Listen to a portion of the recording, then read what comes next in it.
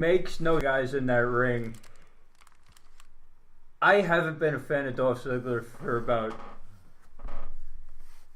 pretty much since the end of that feud with the Miz. Fair enough. Year. And I think at that point it was more like Dean Ambrose and the Miz were saying the things that I was thinking in my head. You know, like that you're not as good as you think you are. It's like nobody's holding you down. You're just not as good as you used to be. Okay, and then everything the Miz said was like everything that was in my head at the time. So it's like I haven't been a fan of Dolph Ziggler since before the brand split. Okay, he's done nothing for me. Okay, and then I just hear all the complaining and the whining, and he's still getting titles. You want out so bad, get out. Okay, you did, and WWE, stop encouraging him. That's all you're doing. Giving him titles and whatever. You're gonna take it away in a month. You know that. Well, considering he may have just given it up there. No, they've. He's still. It was confirmed today. They've taken him off of SmackDowns, but he's wrestling house shows. Is it as U.S. champion? As U.S. champion. I gotta look into that because. Which is making me think that there's got to be some sort of. So I'm sure that they've got something going here. And I will say, if it actually does lead to nothing, I won't be mad at Ziggler, because I love what he does in the ring. I love when he's actually on his A game. He puts on phenomenal shows. He really does show that he actually is a great wrestler. I won't go the Corey Graves route, saying he's the greatest of all time, which is redonkulous to say the least. I'm saying that I haven't seen his A game in about 2.5 years now. Well, that's just your opinion, because I do see good shows when he actually is. He did have that good series with the Miz last year. That was him on his A game. Okay, I'll give him that. But other than that, and like if they actually do nothing with this, like I said, I won't be mad at Ziggler. I'll just be mad at creative because they just keep fucking this up for them. I'm mad at creative, and I'm mad at Nemeth. I'm just mad at anybody who whines and complains. You're in the WWE. You have a nice cushy. You're one of the most well-known stars on the brand. Whether you're doing good or not, shut the fuck up. If you don't like it, there, leave. Cody Rhodes left and showed that he could do so much better on the independent scene. You do you. Okay, and the fact that the WWE keeps bowing to your every whim pisses me off even more. So that's just me. So well, either way, whether storyline or not, but it was a good match. which is why it looks like a different. This is going to definitely be it's still a work in progress, no matter what. So we'll see how this all ends up, and we'll definitely come to a resolution when and if this all comes to a head. But in the meantime, we still have a lot more wrestling to talk about, including my pick for match of the night, in the Fatal 4-Way Tag match for the SmackDown titles. The Usos defeat the New Day, Chad Gable and Shelton Benjamin, and Team Rusev Day. Yeah, this was no contest. This was the match of the night. Easy pickings for me. And Rusev Day is over as all get out. Rusev is pretty much the most over superstar on the brand other than AJ Styles. I didn't catch all of SmackDown this week. Was Rusev Day on at the show you were at? Oh, absolutely. Yes. He was Santa Rusev. He was Santa that Rusev. happened. And it was comedy that actually worked. This was the first time I actually got into that they actually had a Christmas-based match that was just so ridiculous it worked. It's pretty much Rusev Day, both of them. Rusev and English can do no wrong right now. I know what we're talking about, but I really want the official name of their tag team to be called Rusev Day. It is. It is? It basically is. Yeah, Rusev Day. They're still coming out to Aiden English and Rusev, but it's Rusev Day. And my God, like he is just taking this in, and it is beautiful. That tag team match live was just so much fun, not just for Rusev and English, but for New Day as well. I don't know if you caught this on the show, but people who actually were going to just go, Rusev Day! Rusev Day! And Big E is looking around like, really? Is that what's really going on? And then literally 5 to 10 minutes later, we want pancakes. And he is literally throwing pancakes into the audience. Aiden English takes the pancakes, takes from his snowman outfit and whipped cream. And I'm just going, that's not PG! That's not PG! Rusev pulling a cherry from his Santa sack. Oh my God. And happy Rusev Day underwear. My immediate response is, I have that exact same pair. I have that pair. You have Happy Rusev Day underwear? Did you see his tweet afterwards? No. What did he say? Was like, to the fan who got that underwear, be careful. I worked out in it earlier. Okay, I'm looking this up right now. I swear to God, I was actually going to take I have the same brand. I was actually going to take one of my underwear and just put Happy Rusev Day and just joke around saying I was the fan who grabbed it. Yeah. But really, this match on the pay-per-view put me in a much better mood.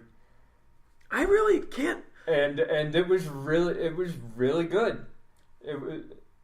It was, and I really can't say anything more to it than it was. Yes, it was the match of the night. It was a great match. And Chad Gable, holy shit. He was a beast. Holy shit, bro. And I'm not going to lie, I totally misinterpreted the next night, or not the next, on SmackDown. I thought it was for the tag team titles, and when they won, I lost my mind. I was like, yes, that's awesome. Yeah, that's what I want to see. That's what should have happened, that Clash of Champions. No. And then the guy sitting next to me, he's like, oh, at first I'm like, why aren't they getting the tag titles? I turned, was this for the tag titles? No, it wasn't.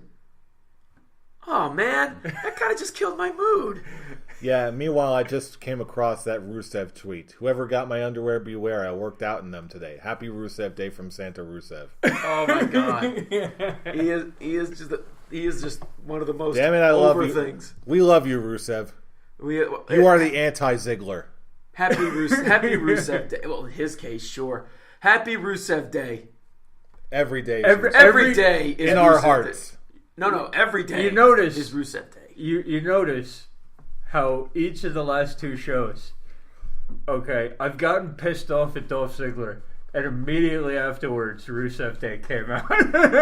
See, it's like Rusev the WWE knows. Is the anti-Ziggler. The WWE Again, knows just what for pisses him. The WWE, but for me now knows, too. The WWE knows what pisses me off personally, and then sends out what I love personally afterwards to be like, hey, you can't be mad at us too long. You know what? And they're completely right. You know what? I think they have a formula to that because I've noticed there was a stretch of like 2 months where whenever there's something I absolutely hated, like Roman Reigns would come in and do something stupid, and then immediately they would hype up a Shinsuke Nakamura match. I'm like, God damn it! I want to be mad at you right now, but I can't. You're not letting me. That they must have this figured out by now. Now they're extending it to the mid card, and okay. But yeah, basically, I just say okay to both of you. the tag team division, finding a very interesting formula. The tag team division on SmackDown is basically the best thing it has going right now. Completely honestly, no lies.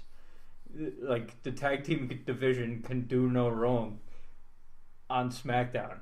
They did do wrong by not giving Benjamin and Gable the tag team titles. I don't think they deserve them. I definitely think they deserve them. Benjamin's not over. What about Rusev in English? I'd give it to Rusev in English before I'd give it to Gable and Benjamin. Here's my problem with Gable and Benjamin. Gable, good Lord, Gable. Gable's awesome. Okay. Benjamin does nothing for me. I just think they actually formed into one great tag team, and they were actually getting. I said it on the prediction show last week that they were actually getting really good momentum going into this, and then they turned them heel, and then it was complete up. It was like, okay, momentum. Because the fans don't care. The fans don't care about them anymore. They get no reaction. They had reaction when they first started, yeah, and then they got all mad with themselves, and the crowd stopped giving a shit. So at that point, it's once again just plain creative because, like, oh, now you're supposed to not like these guys, and now that killed any momentum they had, and then turn the Usos face.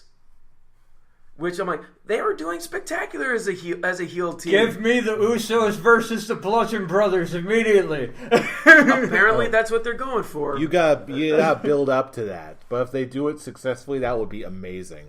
Yeah, but this match was great, and that was pretty much the high point of the show, and it pretty much went downhill from there. Well, let's break that down from there. Next up, we have Charlotte Flair defeating Natalya for the to retain her SmackDown Women's title in a lumberjack match. This is a case of a match being completely overshadowed and dumbed down by its stipulation. The lumberjacks had no idea what they were supposed to be doing out there.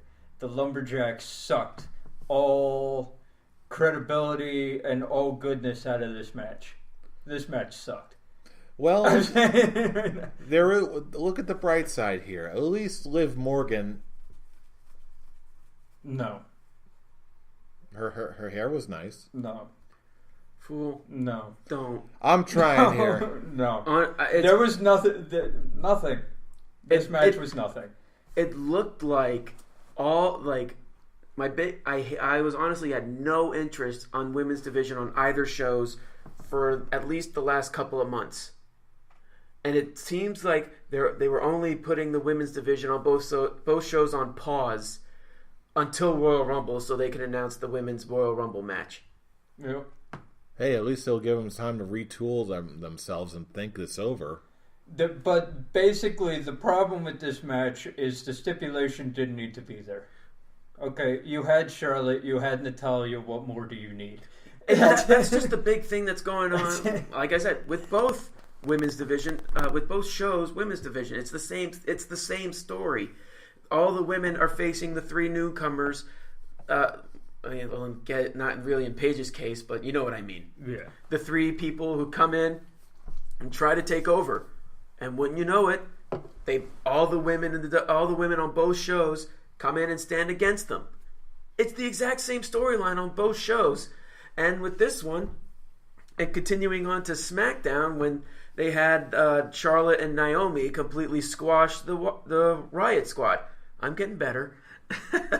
I think you had it. You always had it. You just lost it that one time, and it haunted you ever since. Yeah, I'm pretty sure they just killed the Riot Squad. They did on Tuesday. It's done now. Okay, let me ask you something. You guys watched it? Yeah, SmackDown. No, I didn't get a chance to. You watched it. Did it show Naomi stepping on whoever it was that got pinned? I don't. Okay, it must have been during like the highlights of the match and the replay, like after the match is over. But who was it that got pinned on SmackDown? I think it was Logan. Logan? Naomi just stepped on her like she was nothing while celebrating. It was pretty much just like, all right, I win. Stepping on the mud, kind of digging in. I'm still one. I'm like, wow, you just took any form of threat for the Riot Squad and just completely chucked it out the window. The Riot Squad is dead, in my opinion. Yeah, the Raw side, at least, they're doing it right. It has Paige. It has Paige, and the other two, okay, they're being booked dominantly. Okay, so it's like, yeah. But on SmackDown, holy shit, they just killed them off in a 5-minute match. They started them off great by taking out Becky, and then next week they took someone else out, right? They took out Naomi. They were building them right. Now all of a sudden, all right, women's Royal Rumble. Oh, you two don't have a lick of a chance. 5-minute squash.